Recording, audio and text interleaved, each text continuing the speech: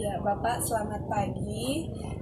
Kami dari Fakultas Teologi IKSC akan menjalankan wawancara kami terkait puasa begitu Pak, untuk memenuhi TAS kami di mata kuliah Islam Muslim Indonesia. Nah, sebelum kami melakukan wawancara, bolehkah Bapak memperkenalkan diri terlebih dahulu sebagai narasumber kami? Oke, Assalamualaikum warahmatullahi wabarakatuh. Waalaikumsalam. Ya, selamat pagi teman-teman semua. Saya perkenalkan, saya Dr. Muhammad Khairul Huda. Saya dosen di Fakultas Syariah UIN Salatiga, juga di Pascasarjana UIN Salatiga. Lalu kebetulan saya juga sekretaris MUI Kota Salatiga. Lalu juga sebagai editor in chief jurnal Ijtihad dari Fakultas Syariah, dan alhamdulillah jurnalnya sudah bereputasi internasional, Scopus, dan sudah SCR-nya, Smart Good Journal Rank-nya sudah Q1. Itu sedikit perkenalan, nanti kita bisa lanjut dengan diskusi. Oke, Bapak, sebelumnya ini santai saja karena ini bukan wawancara formal gitu ya Pak. Kita mini podcast gitu. Jadi akan ada beberapa pertanyaan yang akan dilanturkan oleh kita semua dari masing-masing kami. Jadi nanti Bapak boleh menjawabnya ringkas saja, sedikit saja, supaya kami tahu apa itu puasa menurut agama Islam. Karena di Kristen juga ada puasa Pak, tapi kan pasti ada perbedaan antara puasa Islam dan puasa Kristen gitu. Saya dulu Pak mungkin bisa bertanya. Di Indonesia itu kan khususnya pada umat Muslim begitu Pak, kan puasa itu hanya menjadi rutinitas tahunan saja. Kayak misalnya, tahu nih sekarang bulan Ramadan. Nah, jadi aku harus puasa. Nah, bagaimana mengembalikan kesadaran umat Muslim yang hanya menganggap puasa itu sebagai rutinitas tahunan saja, Pak? Lalu sebenarnya apa sih faktor yang menyebabkan menurunnya kesadaran tersebut? Oke. Jadi puasa itu kalau dalam keyakinan keagamaan Islam itu menjadi salah satu kewajiban yang harus dijalankan oleh seorang Muslim. Jadi kalau kita bicara rukun Islam ya, rukun Islam itu kan ada syahadat. Syahadat itu kesaksian asyhadu alla ilaha illallah wa asyhadu anna muhammadar rasulullah. Kesaksian bahwa Tuhan itu ya Allah Subhanahu wa taala, dan Nabi Muhammad itu adalah utusan Allah, kan gitu. Lalu yang kedua adalah sholat. Nah, sholat itu dilakukan oleh orang Islam dalam sehari satu malam itu minimal 5 kali, yang kita kenal dengan subuh, zuhur, asar, maghrib, isya itu ya. Meskipun ada nanti itu sholat yang hukumnya wajib, ada sholat yang sunnah, yang tambahan, itu ada tahajud, duha, dan lain sebagainya. Lalu yang ketiga adalah membayar zakat. Zakat itu kalau dikategorikan secara sederhana ada 2, yaitu zakat fitrah, yang teman-teman kalau menyaksikan mungkin menjelang Idul Fitri ada orang membayar zakat pakai beras, atau sebetulnya bukan beras ya, tetapi makanan pokok di suatu daerah tersebut. Ya, dan itu sifatnya bisa fleksibel. Kalau mungkin di Indonesia, di Nusantara ini ya beras, dan kisarannya per orang per jiwa itu ya sekitar 2,7 kg lah. Lalu yang keempat adalah puasa.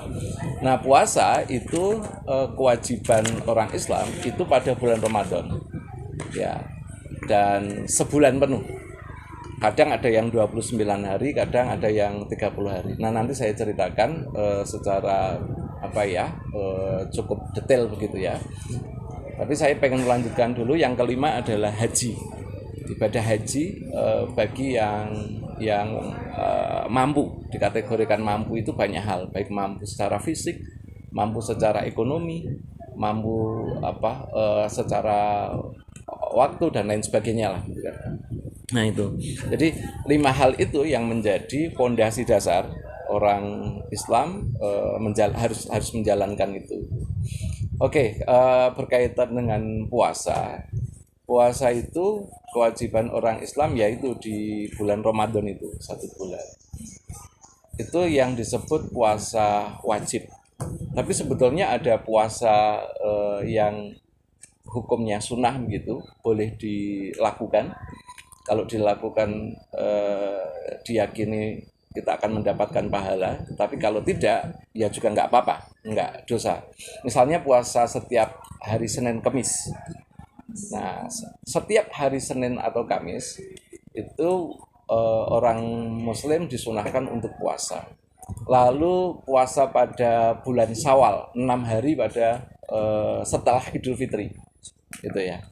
Nah, tetapi ada juga hari-hari yang orang Islam diharamkan untuk puasa. Jadi nggak boleh melaksanakan puasa.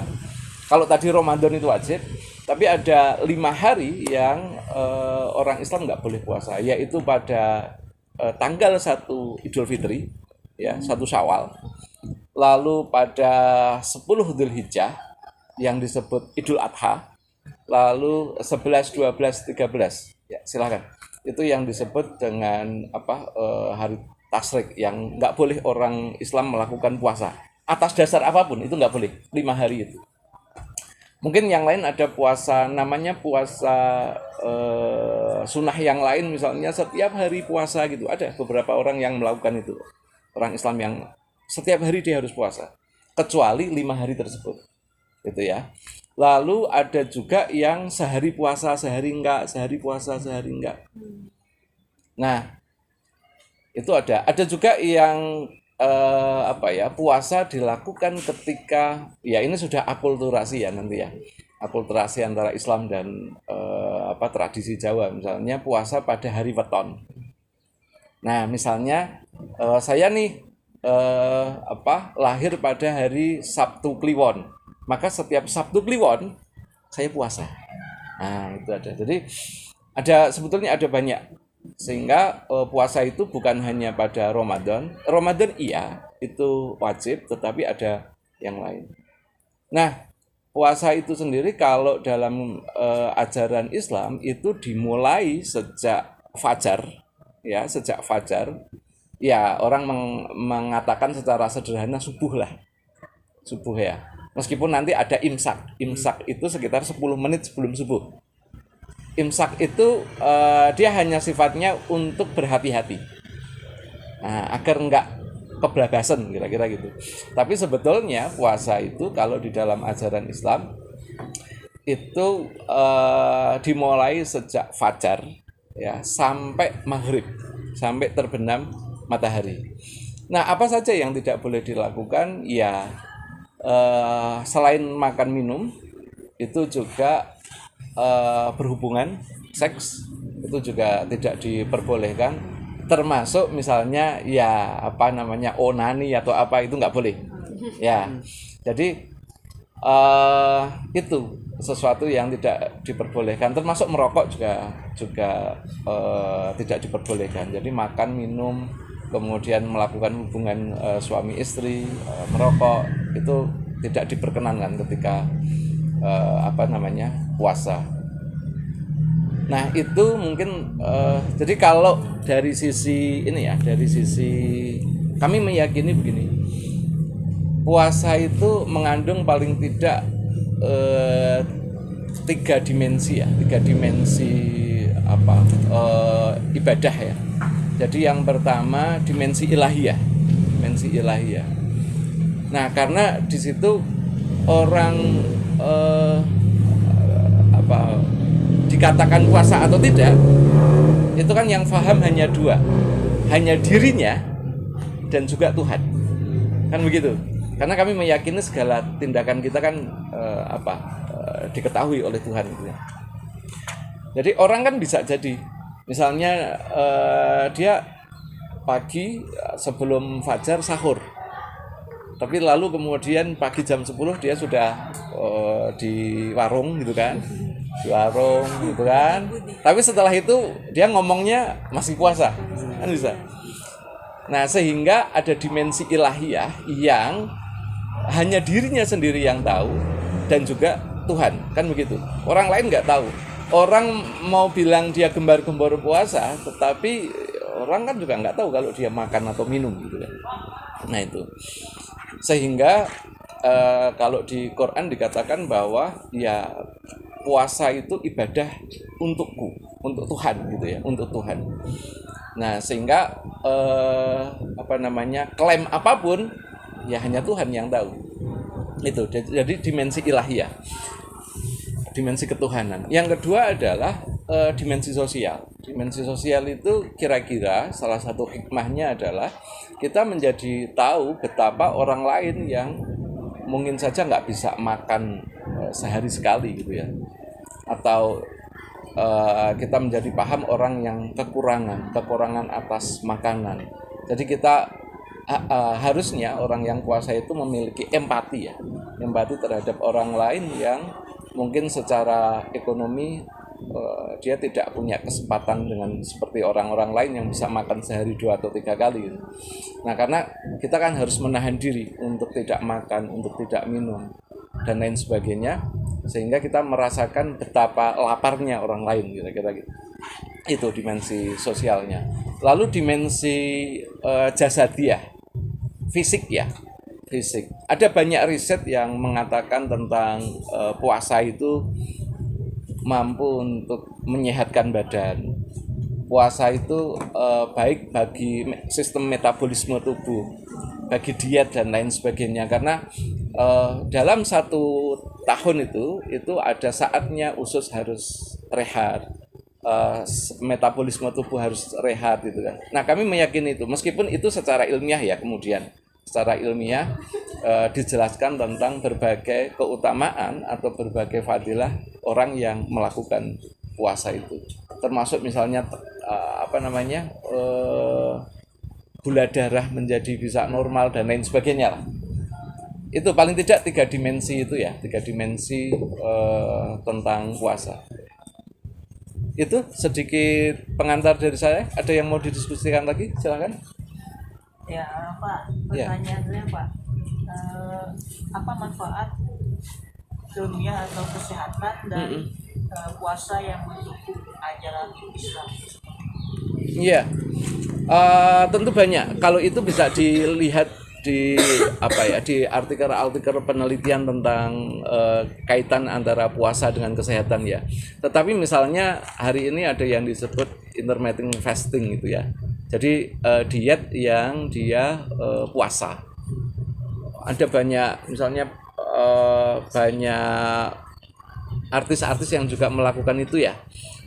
Sebut saja misalnya Deddy Corbuzier, Huges, kemudian jadi dia ada pola di mana dia harus puasa, di mana dia harus boleh makan gitu ya. Nah, tetapi kalau di dalam keyakinan kami, tubuh kemudian akan diberikan kesempatan untuk melakukan berbagai yang disebut mungkin kayak refresh gitu ya. Kalau di komputer kan ada refresh ya, merefresh, termasuk melakukan istirahat terhadap kerja-kerja usus, kerja-kerja lambung dan lain sebagainya itu. Termasuk pembakaran lemak, pembakaran gula darah dan lain sebagainya itu. Sehingga kami meyakini bahwa apa yang diperintahkan oleh Tuhan, termasuk di dalamnya adalah puasa, itu baik bagi manusia itu sendiri. Tidak ada perintah Tuhan yang itu menjerumuskan kita.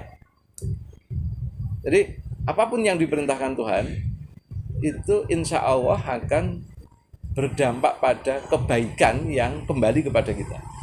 Kira-kira itu. Oke Bapak, terima kasih. Selamat pagi.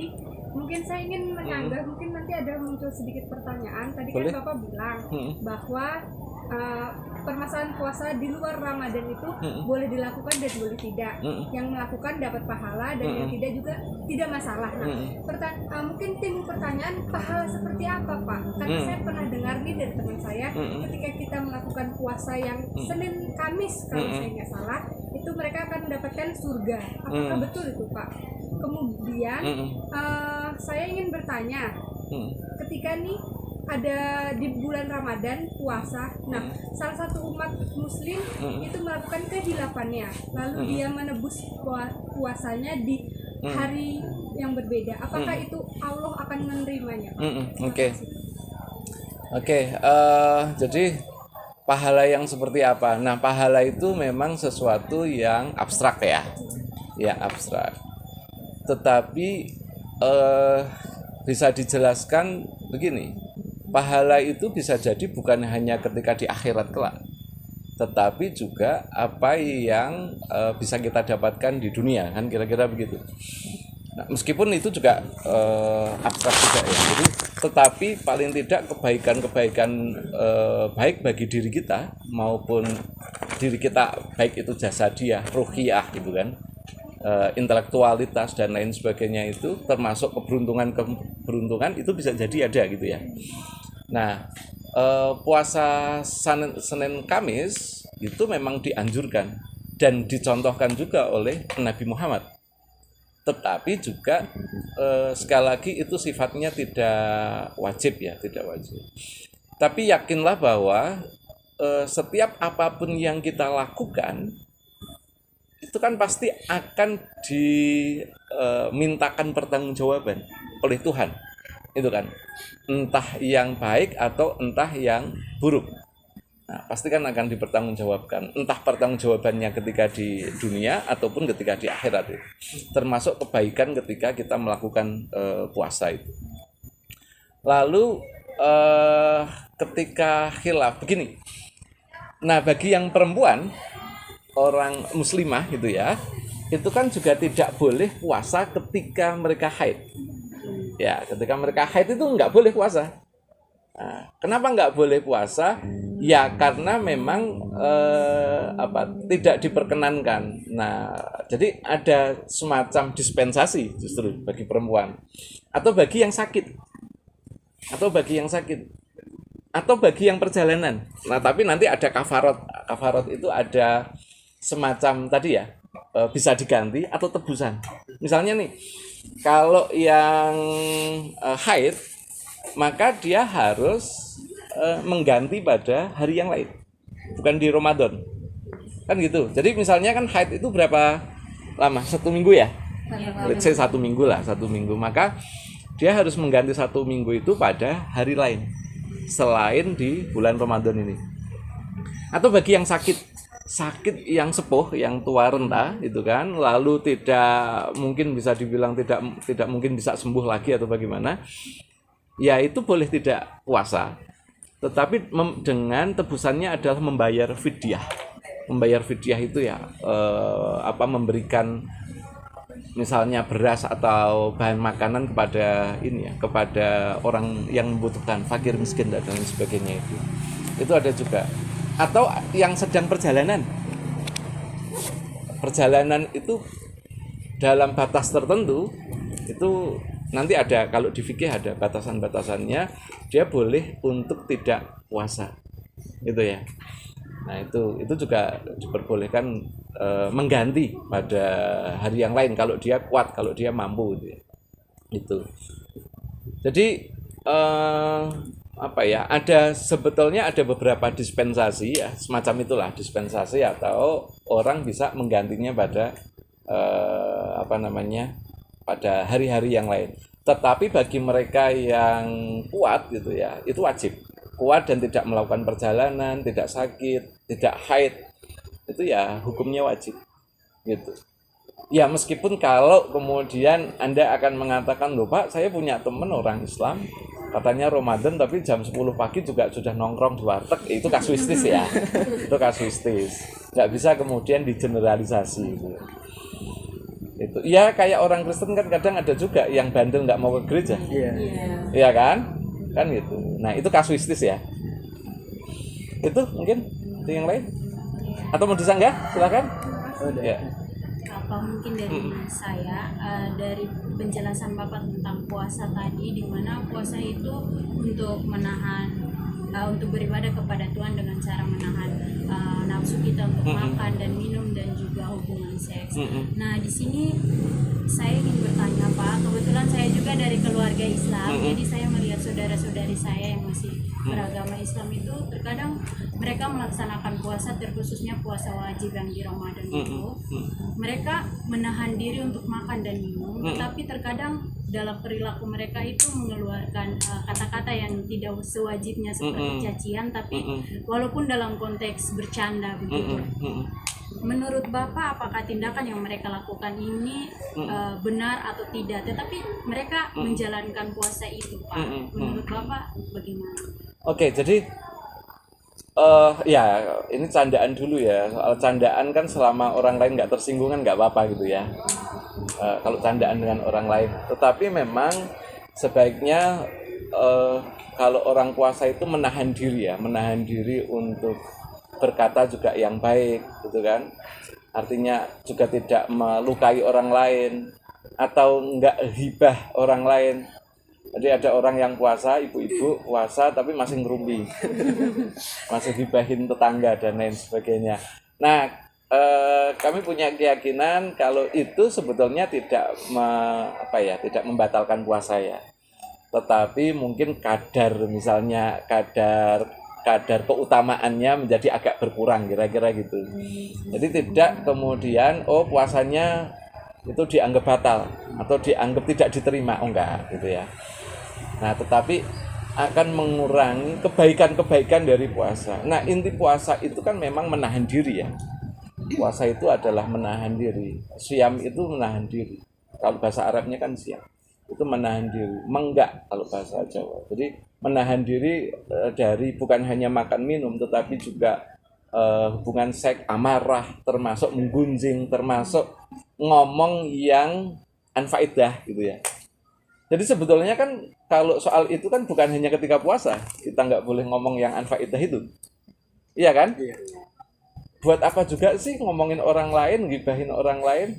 Karena itu kalau aura negatif kira-kira gitulah. Puasa itu kan aura positif. Jangan kemudian kita reduksi ya dengan aura-aura negatif yang lain, termasuk gunjing orang lain. Bahasa kalau teman-teman itu ya, bahasa anak Gen Z itu kan ada. Jadi kira-kira gitu. Tidak membatalkan puasanya, tidak dianggap batal, tetapi tentu akan mengurangi keutamaan atau fadilah-fadilah atau kebaikan-kebaikan dari ibadah puasa itu. Iya Pak, saya ingin bertanya Pak, di era kemajuan teknologi sekarang dengan sosial media dan sebagainya, terkadang sekali lagi saya ambil kasus ya Pak ya, dari teman-teman atau saudara, ketika habis jam 12, habis sholat jam 12, terus untuk menghabiskan waktu menunggu buka puasa, itu kalau nggak tidur main HP, bangun tidur main game. Main game bosan nanti buka TikTok, buka Instagram, sosial media dan sebagainya. Nanti bosan ya game lagi. Nanti habis itu baru cari takjil, menunggu buka. Nah, menurut yang ingin saya tanyakan mengenai puasa yang sosial medianya itu Pak. Kan memang betul bahwa menahan hawa nafsu dari makan dan sebagainya. Tetapi apakah menahan nafsu di jari lewat perkataan di sosial media juga itu sudah menjadi kesadaran yang harus dimiliki oleh umat Islam seperti itu? Oke. Ya, memang kadang juga orang ketika puasa suka buying time ya. Suka buang-buang waktu gitu kan. Buang-buang waktu sambil nunggu maghrib. Setelah maghrib kemudian balas dendam. Balas dendam semua dimakan gitu kan. Ya, saya juga pernah merasakan itu dan pernah melakukan itu gitu ya. Ya namanya manusia ya, wajar aja, wajar. Nah, lalu batasannya seperti apa? Nah, batasannya kalau menurut saya, jadi di sosial media itu juga ada sesuatu yang baik, tetapi ada sesuatu yang kurang baik misalnya gitu kan. Nah, kalau di sosial media itu ngaji, buat misalnya ngaji nih lewat YouTube, Gus Baha atau siapa kiai-kiai yang lain lah misalnya gitu, Gusmus atau siapa, kan nggak apa-apa gitu ya, nggak apa-apa. Tetapi kalau misalnya udah puasa tapi buying time-nya lihat pornografi, nah itu kan nggak boleh juga kan gitu ya. Nah batasannya bagaimana? Selama itu nggak maksiat, ya tidak melakukan maksiat, tidak memfitnah orang lain, tidak kemudian nonton pornografi, tidak melakukan seks bebas. Ramadan kok seks bebas gitu ya. Nah itu kalau menurut saya it's okay gitu kan, nggak masalah gitu kan. Atau menggunakan sosial media, scrolling status mantan gitu kan, ya nggak apa-apa juga, asalkan juga tidak menimbulkan syahwat misalnya gitu ya. Nah jadi tetapi sebetulnya begini teman-teman, puasa itu kita punya waktu, saat yang itu bisa dibilang waktu yang oleh Tuhan diberikan sebuah keistimewaan, sebuah keistimewaan. Kenapa itu tidak digunakan sesuatu yang lebih baik? Misalnya untuk tadarus, untuk baca Al-Quran, untuk ngaji dan lain sebagainya, kira-kira gitu loh. Nah, Ramadan itu adalah hari-hari yang istimewa. Jadi teman-teman kalau di Muslim ya, saya kayaknya di Nasrani juga, Kristen juga begitu. Ada beberapa hari yang disebut punya keistimewaan. Misalnya hari-hari biasa ini, hari Jumat itu kan disebut sebagai Sayyidul Ayyam. Sayyidul Ayyam itu kira-kira ya tuannya hari yang kemudian ada sholat Jumat. Jadi hari yang memang ada serata hari itu. Nah termasuk Ramadan. Maka kemudian ketika Ramadan, orang Islam itu habis Isya biasanya kan ada tarawih, ya kan, ada sholat tarawih. Sholat tarawih itu sholat yang khusus pada bulan Ramadan. Nggak ada sholat tarawih di hari-hari yang lain. Nggak bisa dong nanti malam kok tarawih, nggak bisa, nggak ada. Itu ya. Nah maka sebetulnya ketika Ramadan itu adalah saat yang istimewa, yang harusnya idealnya itu dilakukan untuk kebaikan-kebaikan gitu ya, bukan hanya untuk scrolling mantan di sosmed itu. Tetapi batasannya itu, yang penting nggak maksiat. Kalau menurut saya oke, nggak masalah. Kita gunakan untuk olahraga, jalan-jalan, atau misalnya kalau sudah menjelang Idul Fitri ya ke mall dan lain sebagainya. Kan begitu. Ya, yang penting nggak membatalkan puasa ya. Itu mungkin. Silakan yang lain. Bagaimana sih Pak kita bisa membedakan antara puasa yang dilakukan secara spiritual dengan puasa yang dilakukan secara diet gitu Pak? Ya gimana? Bagaimana yang kita spiritual bisa dan antara puasa yang memang kita lakukan secara untuk spiritual kita dengan puasa yang orang-orang diet gitu Pak? Orang diet. Ya. Oke. Kalau puasa yang ada dimensi ilahiyahnya tentu yang sesuai dengan syariat, sesuai dengan norma-norma yang sudah ada di dalam agama gitu kan. Ketentuannya kan sudah jelas. Itu yang puasa yang dimensi ilahiyah. Tapi kalau puasa yang orientasinya adalah untuk diet ansih, kan dia bisa jadi intermittent fasting itu kan puasanya sejak pagi bangun tidur itu boleh makan lagi misalnya jam 11 siang. Ya kalau perspektif agama jam 11 siang kok makan ya nggak puasa dong. Kan gitu, nggak puasa. Nah, tentu perbedaannya di situ. Nah, sebetulnya kalau kita bisa meramunya dua hal ini, diet diet yang ilahiyah dengan diet yang biar nggak obes, kan bisa itu, biar diet itu. Di sini alhamdulillah nggak ada yang obes kok, aman semua gitu ya, aman semua. Jadi kita bisa, karena sebetulnya juga ketika kita puasa mungkin durasi sekitar 14 jam, ya lemak akan terbakar. Lemak akan terbakar. Apalagi kalau kita imbangi dengan aktivitas fisik yang cukup.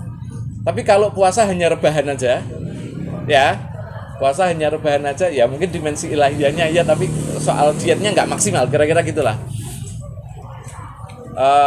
Jadi puasa tapi rebahan melulu, nggak ada aktivitas. Lalu setelah buka puasa balas dendam, biasanya makan sepiring jadi 5 piring. Setelah itu rebahan lagi karena sudah terlalu kenyang. Iya. Ya itu menjadi kalap. Karena harusnya kan menahan diri ya. Menahan diri itu ya namanya aja menahan diri. Nah, kalau di Muslim itu yang dianjurkan segala sesuatu kan tidak berlebihan. Termasuk makan juga nggak berlebihan. Termasuk puasa juga nggak boleh berlebihan.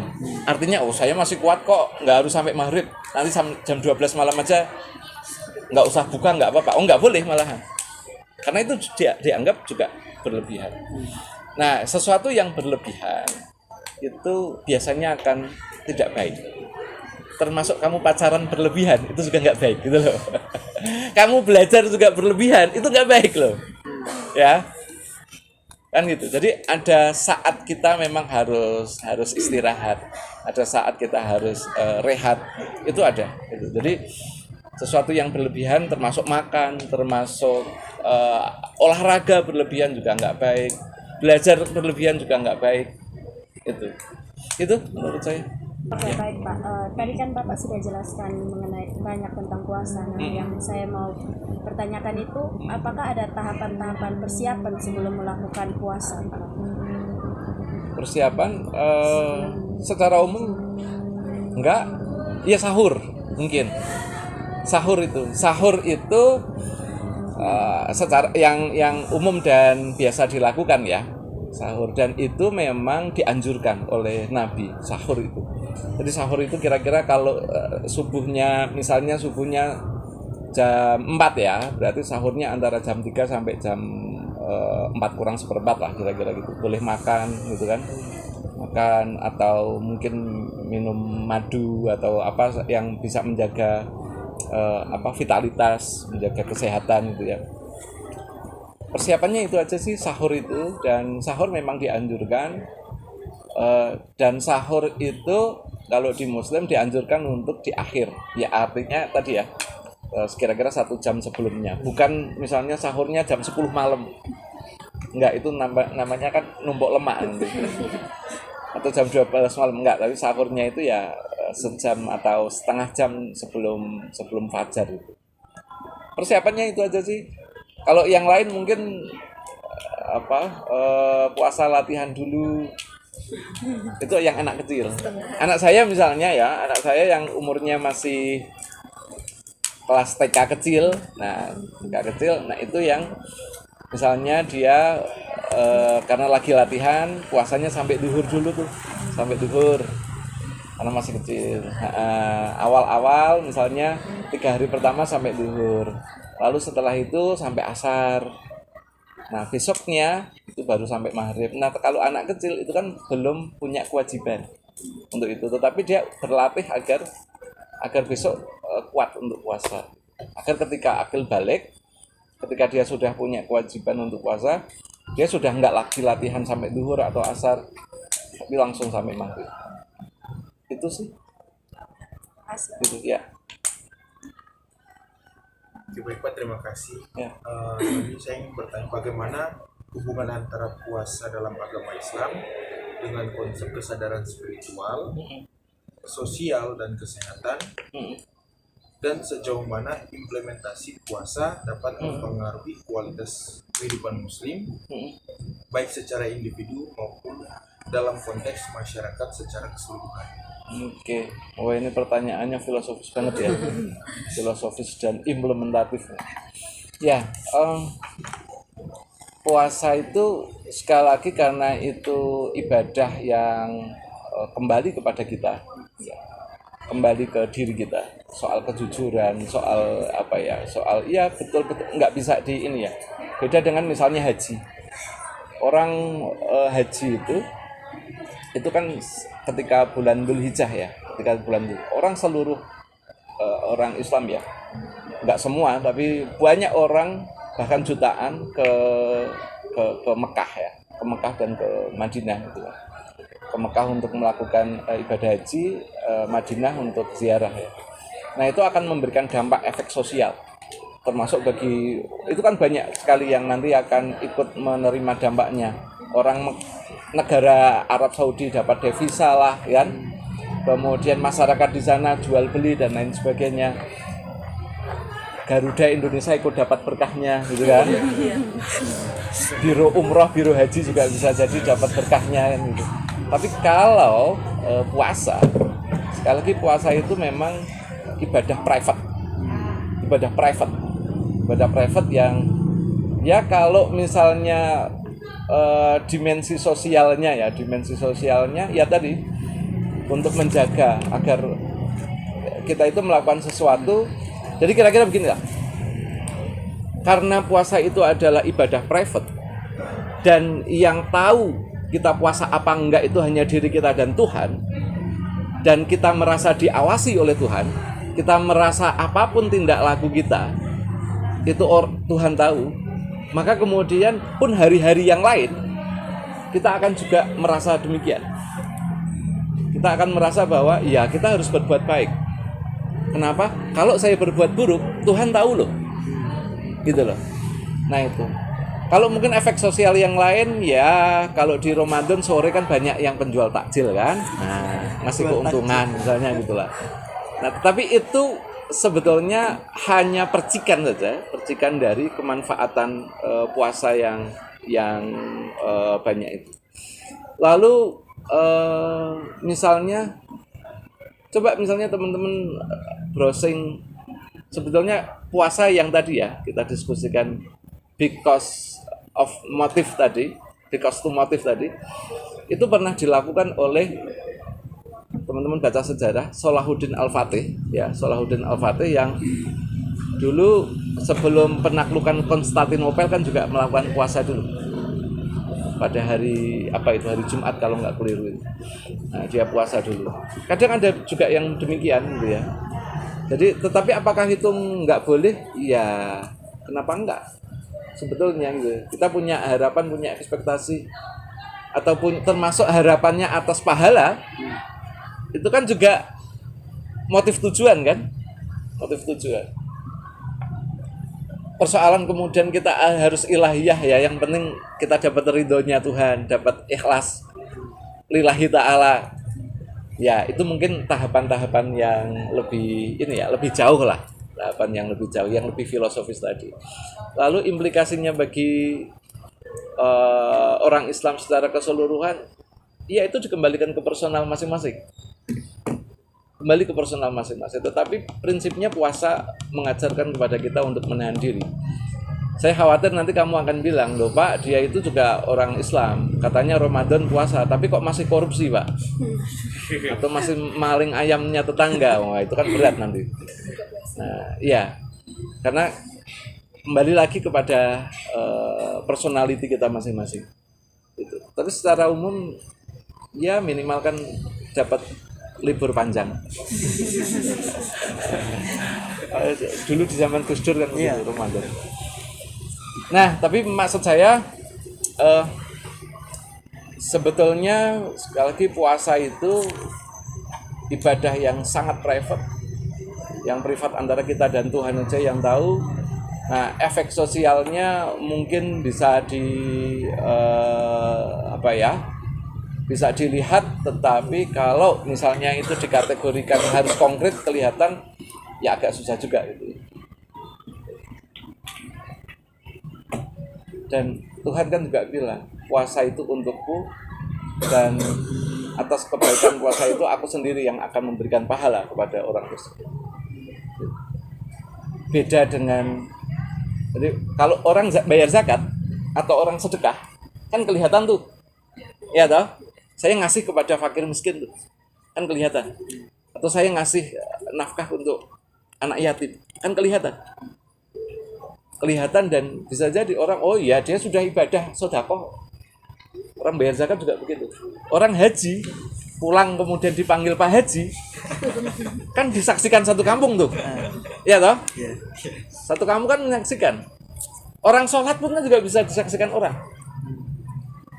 Orang syahadat sekarang jadi podcast, ya toh, Nah, ini mualaf nih kan gitu.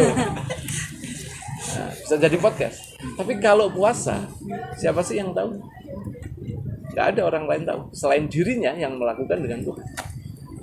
Nah, maka unik sebetulnya kalau bicara soal puasa itu nggak bisa disaksikan orang. Gitu.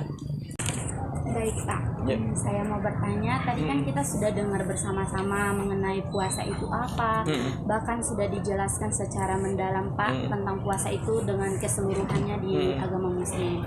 Nah, sekarang ini saya mau bertanya Pak, kan itu tadi kita membahas secara luas dari setiap orang yang beragama Muslim. Nah, sekarang saya mau tanya bahwa terkhususnya di UIN Salatiga ini, bagaimana pemahaman puasa itu sendiri? Apakah pemahaman dan konsep dari puasa yang sudah Bapak jelaskan itu tadi itu di UIN Salatiga ini lebih memperdalam lagi atau bagaimana? Iya, kalau di UIN utamanya di ketika Ramadan itu kemudian banyak kok kajian-kajian gitu kan. Artinya diisi dengan hal-hal yang positif, dan banyak kok teman-teman nanti bisa cek ada hikmah Ramadan atau apa gitu ya. Entah nanti di YouTube ada banyak, ada dosen juga yang memberikan tausiah kalau bahasa ini, nasihat ketika Ramadan ya. Nah, kalau berkaitan dengan yang lain, misalnya jam kerja mungkin yang agak bergeser gitu kan. Jam kuliah juga, satu SKS kan biasanya 50 menit ya. Nanti kalau Ramadan agak dipersingkat gitu ya. Tapi kalau kamu tanya apakah semua mahasiswa UIN Salatiga itu waktu Ramadan puasa? Enggak. Ya, kamu riset sendiri lah. Kamu riset sendiri. Lalu bagaimana kemudian mereka ya melakukan yang boleh dilakukan dan tidak ya? Nanti kamu riset sendiri kira-kira gitu. Itu apalagi ya? Yang kalau Ramadan itu lah kajian-kajian keislamannya relatif lebih banyak dibanding hari-hari yang lain, misalnya tadarus apa. Sekali lagi, karena Ramadan itu adalah hari yang istimewa, maka kita upayakan termasuk di UIN Salatiga ini melakukan hal-hal yang baik juga, yang positif, karena sesuatu yang istimewa harus kita sambut dengan yang istimewa juga, kira-kira gitu. Gitu? Ya. Baik Pak, Silakan. tadi kan Bapak ada menyebut tentang tadarus Al-Quran. Nah, apa yang memotivasi seseorang untuk membaca tadarus Al-Quran ini selama bulan Ramadan? Apakah hanya mereka yang menjalankan puasa karena keimanan saja yang menjalankan, yang memiliki motivasi yang kuat? Lalu bagaimana dengan mereka yang menjalankan puasa untuk sekedar menjalankan kewajiban? Oke. Dulu di perkuliahan saya sudah pernah nyinggung ya, Al-Quran itu kan kalamullah, itu kan perkataan Tuhan. Perkataan Tuhan yang di situ banyak hal dijelaskan gitu kan, baik pada aspek ibadah, pada aspek sejarah, aspek ilmu pengetahuan, aspek Al-Quran sebagai way of life, jalan hidup gitu kan.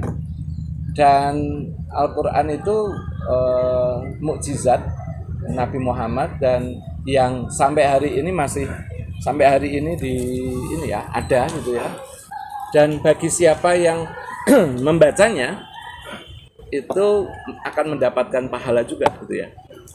Terlepas dia paham tentang maknanya atau tidak gitu kan, tetapi bagi siapa yang membacanya itu dianggap sebagai sebuah kebaikan gitu ya, sebagai sebuah kebaikan. Nah, mengapa ketika Ramadan itu banyak? Ya karena tadi hari yang istimewa, maka digunakan untuk sesuatu yang bermanfaat, dan Ramadan itu diyakini itu turunnya Al-Quran pertama, kalimat ataupun ayat yang ada di dalam Al-Quran itu pertama kali pada bulan Ramadan itu. Maka ketika Ramadan ada yang disebut sebagai nuzulul Quran, hari turunnya Al-Quran itu. Jadi dulu kan saya pernah menjelaskan ayat pertama yang turun itu kan Iqra bismi rabbikal ladzi khalaq di Gua Hira. Nabi Muhammad menerimanya di Gua Hira. Nah, itu diyakini ketika bulan Ramadan, saat bulan Ramadan. Maka karena itu hari turunnya Al-Quran yang pertama, orang Islam ketika Ramadan itu dianjurkan untuk memperbanyak baca Al-Quran. Kalau pertanyaannya apakah semua orang Islam begitu, ya namanya aja orang. Ya, ada yang iya, ada yang enggak, atau ada yang setengah-setengah gitu kan. Sebetulnya memperbanyak membaca Al-Quran itu bukan hanya ketika Ramadan. Pada hari-hari biasa kita juga dianjurkan untuk baca Al-Quran. Nah, ada banyak keluarga yang masih mempertahankan misalnya paling tidak ba'da subuh dan ba'da maghrib baca Al-Quran, entah 1 atau 2 halaman gitu ya. Lalu kalau malam Jumat ada tahlilan, orang tahlilan baca Yasin. Nah, itu juga ada. Itu jadi kalau membaca Al-Quran itu setiap saat bisa dilakukan, kecuali laki-laki yang haid. Tapi kalau dia hafal nggak apa-apa, dianggap sebagai wirid. Ya, itu. Baik Pak, terima kasih. Di sini ada beberapa hal yang membuat saya tertarik Pak, yaitu mengenai mengapa puasa ini dilakukan 29 atau 30 hari.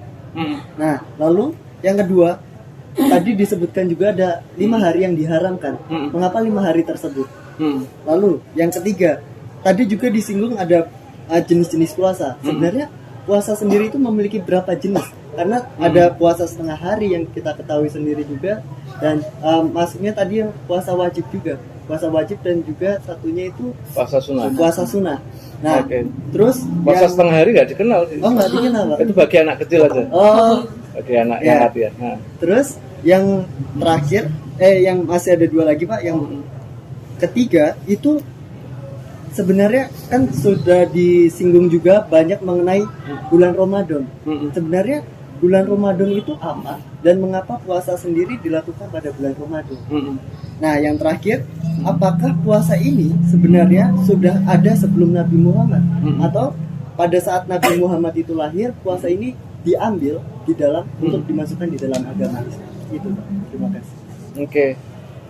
Pertanyaannya banyak banget ya. Iya, ya. Jadi yang diwajibkan kan sebulan. Nah, sebulan kadang ada yang 29 hari, ada yang 30 hari. Nah, kenapa bisa demikian? Karena patokan kalender Hijriah, ya, kalender orang Islam itu pada perputaran bulan Komariah. Ya. Maka agak berbeda dengan Samsiah, Masehi beda gitu ya. Nah, kadang ada yang 29 hari, ada yang 30 hari, tetapi prinsipnya adalah 1 bulan ya, 1 bulan. Lalu kategorisasi puasa, jadi ada yang memang puasa wajib, ada yang puasa sunnah gitu ya.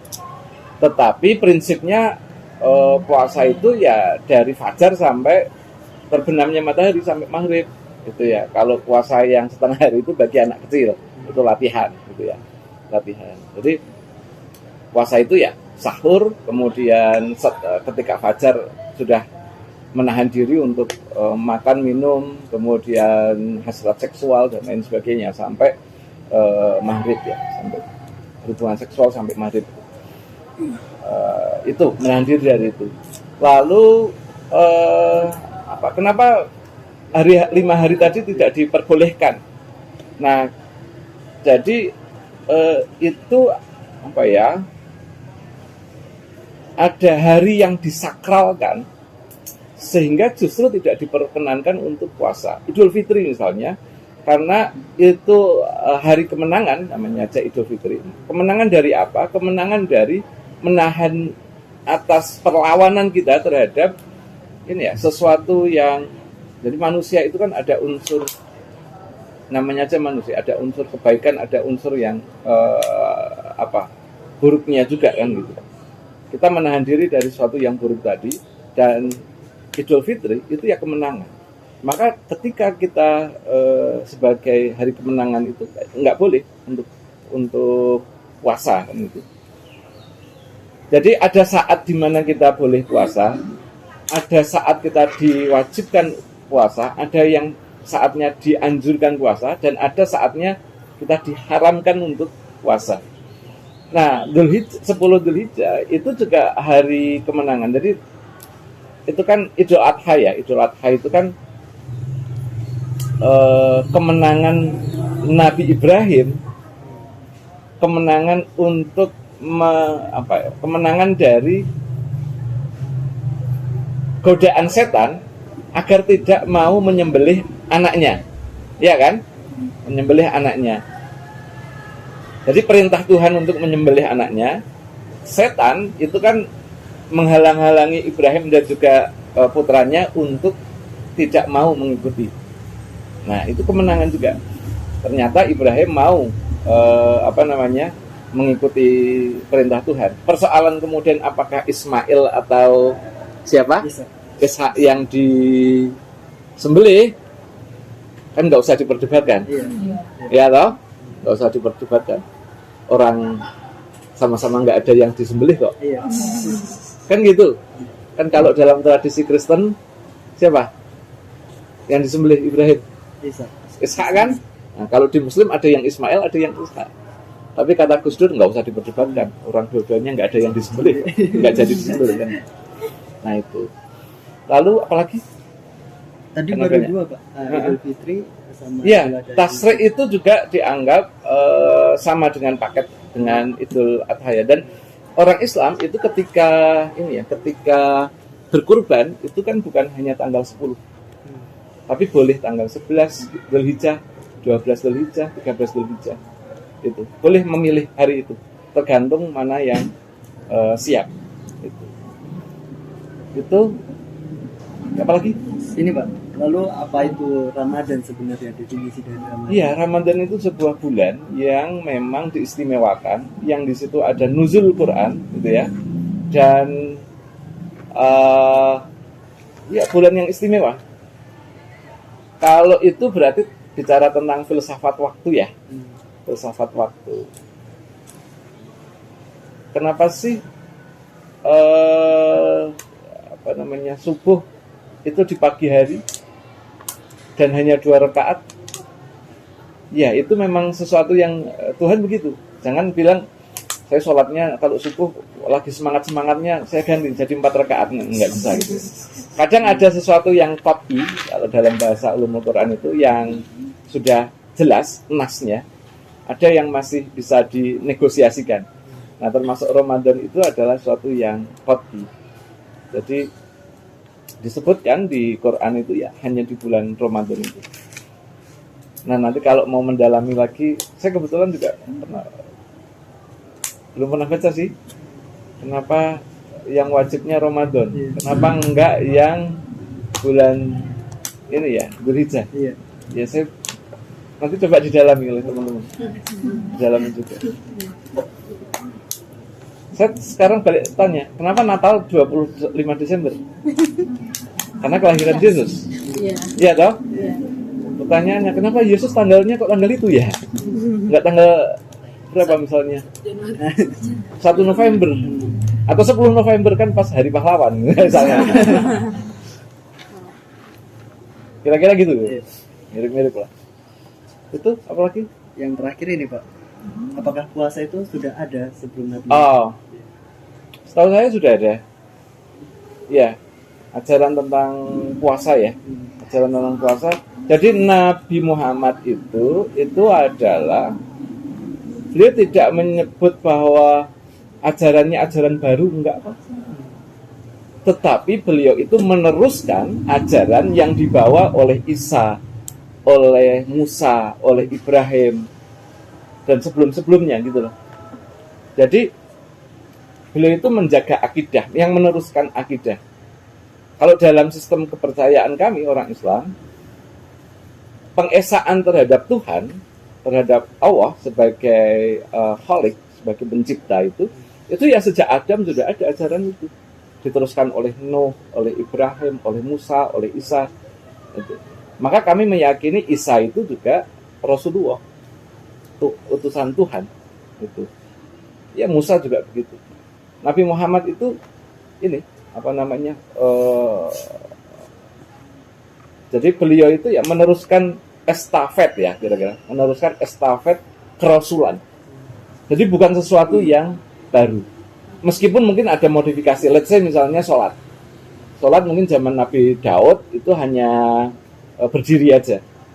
Tapi kalau di Islam kan sudah ada yang namanya berdiri, ya, kemudian rukuk, sujud, duduk, ya, salam, itu saya rasa. Haji juga zaman dulu sudah ada tradisi haji, dan Nabi Ibrahim yang mendirikan Ka'bah, membangun Ka'bah, itu jadi sudah ada. Dan Nabi Muhammad itu meneruskan risalah kenabian. Gitu? Iya Pak, udah. Terima kasih Pak. Oke, Pak, mungkin dari saya, tadi kan Bapak sempat menyinggung tentang puasa wajib dengan puasa sunnah. Nah, yang mau saya tanya itu sebenarnya apa yang membedakan itu? Terus kalau puasa wajib itu sebenarnya ada dasar hukum yang menjelaskan atau? Iya, ada. Jadi ada puasa wajib itu hanya dilakukan ketika Ramadan ya. Ketika Ramadan itu puasa wajib. Kalau yang, dan itu ada ya ayyuhalladzina amanu kutiba alaikumusiyam kama kutiba alal ladzina min qablikum la'allakum tattaqun. Nanti kalau nggak keliru di Al-Baqarah 281 kalau nggak keliru. Jadi ada penjelasannya di situ, ada kenapa harus puasa di bulan Ramadan. Lalu kalau yang lain, puasa sunnah yang lain ada setelah Idul Fitri 6 hari ada, dan jadi tanggal 2, 3, 4, 5, 6 Idul Syawal itu dianjurkan untuk puasa. Kemudian kan ada hari raya kurban tuh, Idul Adha. Nah, 2 hari sebelum Idul Adha, 89, tanggal 89 Dzulhijjah itu juga disunahkan puasa. Selain puasa tadi ya, Senin, Kamis itu juga disunahkan untuk puasa. Nah, kenapa ada klasifikasi itu? Ya memang ada hari-hari yang diistimewakan, ada hari-hari yang sangat istimewa, ada hari-hari yang istimewa cuman nggak menonjol dengan yang lain. Tapi prinsipnya adalah kita kan diberikan nikmat berupa waktu oleh Tuhan, kan gitu. Dan nikmat berupa waktu kan semua sama, sehari 24 jam, kan begitu toh. Nggak ada yang, kan ini berlaku seluruh dunia dan tidak mengenal ras, agama, tidak mengenal orang NTT atau orang Jawa kan gitu. Sama semua 24 jam. Nah, tetapi kemudian bagaimana sehari 24 jam itu kita gunakan untuk sesuatu yang berfaedah atau yang enggak. Nah, itu pilihan kembali ke kita masing-masing. Itu kira-kira. Ya. Iya Pak, terima kasih untuk semua jawaban yang telah Bapak berikan kepada kami. Sedikit banyak kita mahasiswa Fakultas Teologi UKSW mengetahui lah apa itu puasa menurut umat Muslim. Nah, sedikit kesimpulan yang saya ambil, sedikit saja Pak. Berarti puasa itu adalah ibadah yang melibatkan menahan diri dari makan dan minum dari fajar hingga terbenamnya matahari. Namun tidak hanya itu, puasa juga meningkatkan ketaatan spiritual, melatih kesabaran, pengendalian diri dan empati terhadap orang yang kurang beruntung, serta memberikan manfaat kesehatan fisik dan mental. Ya, itu mungkin kesimpulan dari saya. Bolehkah Bapak sedikit memberikan closing statement untuk kami semua? Oke. Closing statementnya apa ya? Atau mau mempraktekkan? coba merasakan aja. Coba merasakan. Ini dimensi latihan apa ya? Dimensi ya, latihan ya. Nanti kalian sampai jam 11 siang kan sudah gemeter lah. Anak kos. Ya. Oh, belum ya jam 11 ya? Belum. Tapi coba misalnya ya kalau mau coba juga nggak apa-apa.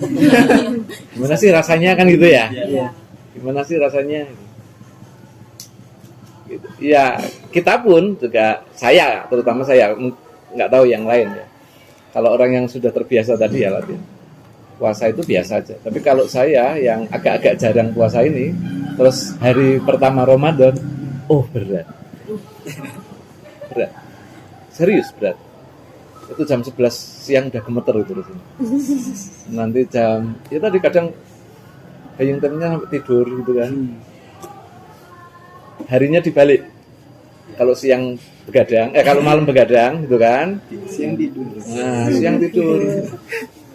Nanti habis subuh tidur sampai duhur sholat, tidur lagi sampai asar itu kan, asar udah habis itu ngabuburit, terus baru buka. Kalau mau mencoba nggak apa-apa, iya, biar merasakan.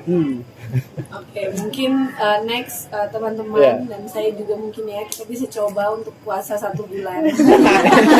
Gak usah 1 bulan deh, 1 hari aja. Satu hari aja. Begitu ya Bapak, Ya. kami dari Fakultas Teologi UPSW mengucapkan terima kasih Ya. udah meluangkan waktunya hari ini untuk kami wawancara. Terima kasih Bapak. Sukses kuliahnya, mantap semuanya ya. Amin.